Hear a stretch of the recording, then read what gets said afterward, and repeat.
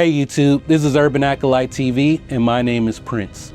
So I'm gonna give you guys my reflection after seeing Star Wars Rebels Season 2, the finale, Twilight of the Apprentice. First off, I'm gonna give a rundown based on my reaction to Maul, what happens to Maul, then Kanan, then Ahsoka, and I'm gonna end with Ezra. And hopefully I get this all right this time, because I'll be honest with you, this is my third time recording this video.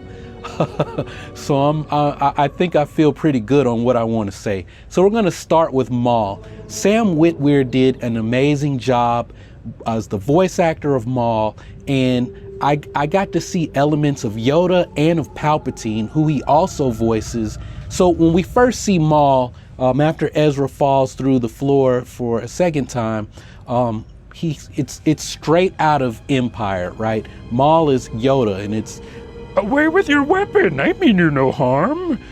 Why are you here?" You know, it's that kind of thing. Like, it's the exact same dialogue, but then he introduces these elements of Palpatine, right? There's, when Anakin comes to save Palpatine from Master Windu, and you know, there's the scene on the floor and he's shooting the lightning and he's begging for Anakin, and what, Anakin, help me, I'm too weak, Anakin, too weak.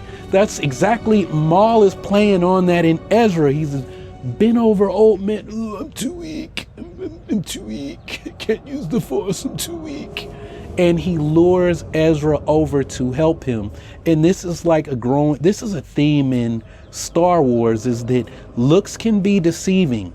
Whatever kind of physical infirmity someone might have, they could be very strong in the Force. And now that I said that, that's a new one. That just came to me, an aha moment on camera. So what happens? Maul decides that I can trust this kid. This kid is a Jedi. This is the difference between working with people on the dark side, is we don't trust each other. We want to kill each other and seize the power, where this kid just wants to learn. And I've got a big ego, so I'm gonna take him as my apprentice. And that's what happens. And there's a fight, and we think that Ahsoka kills Maul, but what happens is Maul rides off into the sunset in that TIE fighter that belonged to that fourth Inquisitor that everyone made a big deal out of, yet he was so insignificant that he didn't even make it out of his big entrance into Rebels. Okay, so on to Kanan. I actually, when I first shot this video, had an aha moment. I'm just gonna lay it out to you guys. So go back, look back at the Shroud of Darkness episode, and look at the Grand Inquisitor when he removes his Temple Guard mask. Look at his eyes, they're grayed out. And I kept looking at that like, that's not what they're supposed to look like. Why do his eyes look like that? Like, I kept thinking that to myself. Their eyes are supposed to be black. If I recall, I'm gonna pull up, well, you guys are seeing it right now, a picture of what they look like in Revenge of the Sith, right? When Obi-Wan meets with them. But this guy's eyes are grayed out. And I was like, why does he look like that? And think about it. First off, the episode is the Shroud of Darkness, and there's a Shroud of Darkness. Kanan is not seeing the dark side in Ezra. He knows that there was, you know, when they first met the Grand Inquisitor and the darkness came out of Ezra because he thought Kanan was dead and he was alone, right? And then, you know, there's Ezra's growing power and he wants to fight. And all Ezra talks about is, we gotta fight. We gotta beat the Inquisitors. We gotta beat the Empire, because I want justice. And what did I say? The road to hell is paved with good intentions. There's a thin line between vengeance and justice, right? Maul is seeking justice, or he's seeking vengeance. And the person, it's perspective that decides which is which when you really think about it, right? So Kanan is blind to all of this that is going on. And what happens? He loses his sight. But as he loses his sight, he becomes stronger in the Force. So there's this whole thing that Kanan is like, you look at him and it's like, dude, you're like General Kota from The Force Unleashed. You're the dude that like worked with the rebellion and became a mentor to Star Killer, right? But the guy who literally is Star Killer is the one who blinds you, just like Star Killer blinded General Ram Koda in The Force Unleashed. I'm going somewhere with this, but let's touch on Ahsoka. So, Twilight of the Apprentice, was it going to be the Twilight of Ahsoka? I think so. It was the Twilight of Ahsoka. It was the Twilight for Kanan, and it was the Twilight for Maul, because Maul, Darth Maul, is no more. His name is Maul because he doesn't know what Mother Talzin named him when he was a baby before she gave him over to Palpatine, right? So back to Ahsoka. It's her Twilight, and I don't think she's coming back to Rebels. And I love Ahsoka. I love Ashley Eckstein. I want Ahsoka to bow out of Rebels because she deserves that question mark that she had when she started on the Clone Wars, right? What's going to happen with this character? We end with Ahsoka and she's trapped on, or she's not trapped, she's stranded on Malachor. And how she gets off, who knows? Maybe it'll be in a book. Speaking of books on Ahsoka, and this is not a paid plug, but comicbook.com just announced right before I shot this video that Dave Filoni is going to tell the story of Ahsoka in a book. So we're going to learn how Ahsoka survives Order 66 and what she was doing and how she became Fulcrum and started working with Bail Organa to form this Rebel Alliance. So that's pretty cool.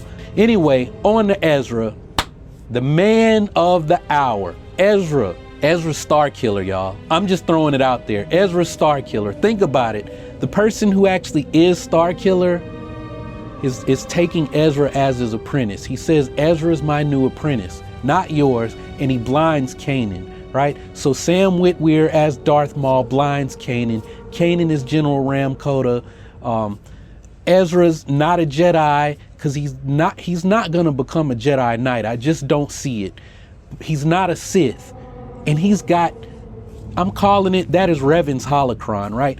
And I'm just gonna, that battle station, I'm just throwing it out there. That's the Star Forge, y'all. Like, I have nothing to back this up other than I think that's Revan's holocron, and that is the Star Forge, and it is, like you've got to walk the light and the dark like Ezra in order to use the Star Forge. Ezra opens the holocron at the end, and it's like the mirror of when we see Kanan, when Ezra becomes Kanan's Padawan, and Kanan's meditating, and the holocron opens, and Obi-Wan tells them that there's a new hope coming. But then you have Ezra, and he's got this holocron, and Maul is looking for him to make him his new apprentice. And his master's blind, and Ezra's got doubts about Kanan. There's that tension that I mentioned in another video, the tension between Ezra and Kanan. And I don't know what happens, but I think Ezra has opened Pandora's box. I can see Ezra building a crossguard lightsaber like the ones he found. Maybe they go back to Malachor during the off season, and Ezra snatches up one of them and says, I want one of these. Hey, all it needs is a new power cell. We'll see what happens with that. But I see season 3, there's going to be a new Ezra, and he realizes he needs more training. He's got anger, and he is understanding how to tap into emotions to use it to make him more powerful, right? So we're going to see Ezra start to use your power. So I've got a bunch of questions that I could pose to you all, but I'm going to go with the one that Tiffany said. She said, after seeing the episode, I can see one of the characters from Rebels appearing in Rogue One. We've got a blind Jedi who doesn't want to go around showing off that he's a Jedi, and we've got a blind guy with a walking stick in a picture and a poster for Rogue One. So what do you guys think? Do you think that Donnie Yen will be Kanan, right? Do you think that this Ram Koda character that I hinted at in my Donnie Yen video could possibly be Caleb Doom, right? Maybe he leaves the Rebel crew. They get orders other places within the rebellion as the Rebel Alliance forms. So yeah, what do you think about blind Kanan showing up in Rogue One and being played by Donnie Yen. Let me know your thoughts down below, because actually Kanan's hair is supposed to be black. His eyes are supposed to be blue, but if he's blind, you know. Anyway, if this is your first time seeing Urban Acolyte TV, go ahead and click subscribe. I'm gonna still be doing more Star Wars Rebels videos because I've got to do my top 10s for all of season 1 and season 2. So I'll be revisiting this video at a later date. If you haven't seen them already, I did 2 videos leading up to the season finale. So if you haven't seen those and I mentioned something in this video that you didn't catch, it's because they're probably in one of these 2 videos, so you should check them out. So that's all I've got. This is Prince Urban Acolyte TV. Y'all keep on breathing, and may the Force be with you. Bye.